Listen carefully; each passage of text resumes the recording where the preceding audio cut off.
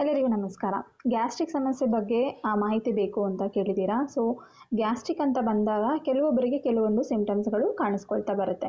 So ಕೆಲವೊಬ್ಬರಿಗೆ ಹೊಟ್ಟೆ ಉಬ್ಬರ ಬರುವಂಥದ್ದು, ಹೊಟ್ಟೆ ನೋವು ಬರುವಂಥದ್ದು ಕಾಣಿಸ್ಕೊಳುತ್ತೆ. ಇದು ಆಯುರ್ವೇದದ ಪ್ರಕಾರ ವಾತದೋಷದಿಂದ ಆಗುವಂಥ ಗ್ಯಾಸ್ಟ್ರಿಕ್ ಸಮಸ್ಯೆ ಅಂತ ಹೇಳ್ಬೋದು. ಇನ್ನು ಕೆಲವೊಬ್ಬರಿಗೆ ಎದೆ ಉರಿ ಬರುತ್ತೆ, ಹುಳಿ ತೇಗು ಬರುತ್ತೆ. ಸೊ ಇದನ್ನು ನಾವು ಪಿತ್ತದೋಷದಿಂದ ಆಗುವಂಥ ಗ್ಯಾಸ್ಟ್ರಿಕ್ ಸಮಸ್ಯೆ ಅಂತ ಹೇಳ್ತೀವಿ.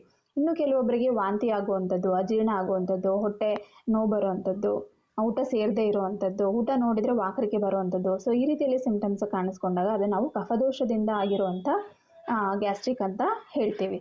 ಸೊ ಇವತ್ತು ನಾವು ವಾತದೋಷದಿಂದ ಆಗುವಂಥ ಗ್ಯಾಸ್ಟ್ರಿಕ್ ಬಗ್ಗೆ ತಿಳ್ಕೊಳ್ಳೋಣ, ಮತ್ತು ಅದಕ್ಕೆ ಏನು ಮಾಡ್ಬೋದು ಅಂತ ನಾನು ಕೆಲವೊಂದು ಟಿಪ್ಸನ್ನು ಕೊಡ್ತೀನಿ.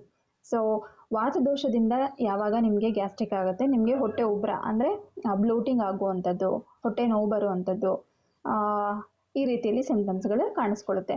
ಸೊ ನೀವು ಯೂಶಲಿ ವಾತದೋಷದಿಂದ ಬಂದಿದೆ ಅಂತಂದರೆ ನಿಮ್ಮ ಜೀರ್ಣಶಕ್ತಿ ಅಷ್ಟು ಸರಿಯಾಗಿ ಇರೋದಿಲ್ಲ. ಒಂದು ಸಲ ಸರಿಯಾಗಿ ಜೀರ್ಣ ಆಗುತ್ತೆ, ಕೆಲವೊಂದು ಸಲ ಸರಿಯಾಗಿ ಜೀರ್ಣ ಆಗೋದಿಲ್ಲ. ಸೊ ಈ ರೀತಿಯಲ್ಲಿದ್ದಾಗ ನೀವು ಹೊರಗಡೆಯಲ್ಲಿ ಊಟ ಮಾಡಿದಾಗ ಅಥವಾ ಕಾಳುಗಳನ್ನು ಸೇವಿಸಿದಾಗ ಈ ರೀತಿಯಲ್ಲಿ ಸಮಸ್ಯೆಗಳು ಆಗ್ಬೋದು. ಸೊ ಇಂಥ ಸಮಯದಲ್ಲಿ ನೀವೇನು ಮಾಡಬೇಕು ಅಂತಂದರೆ, ಹೊರಗಡೆ ಎಲ್ಲ ಊಟ ಎಲ್ಲ ಮಾಡ್ಕೊಂಡು ಬಂದಾದಮೇಲೆ ನೀವು ಮನೆಯಲ್ಲಿ ಅಜ್ವೈನ್ ಅಂತ ಹೇಳ್ತೀವಿ, ಓಂಕಾಳು ಅಂತ ಹೇಳ್ತೀವಲ್ಲ, ಅದರ ಕಷಾಯ ಮಾಡಿಕೊಂಡು ಅದಕ್ಕೆ ಒಂದು 3-4 ಡ್ರಾಪ್ಸ್ ಅಷ್ಟು ಲೆಮನನ್ನು, ನಿಂಬೆ ರಸವನ್ನು ಆ್ಯಡ್ ಮಾಡಿ ಅದರ ಕಷಾಯವನ್ನು ಸಿಪ್ ಬೈ ಸಿಪ್, ಟೀ ಥರ ಅಥವಾ ಕಾಫಿ ಥರ ಸಿಪ್ ಬೈ ಸಿಪ್ ತೊಗೊಳ್ಳೋದ್ರಿಂದ ನಿಮಗೆ ಹೊಟ್ಟೆ ಉಬ್ಬರ ಆಗಿರ್ಬೋದು ಅಥವಾ ಹೊಟ್ಟೆ ನೋವು ಇರ್ಬೋದು, ಇದೆಲ್ಲವೂ ಕೂಡ ಶಮನ ಆಗುತ್ತೆ.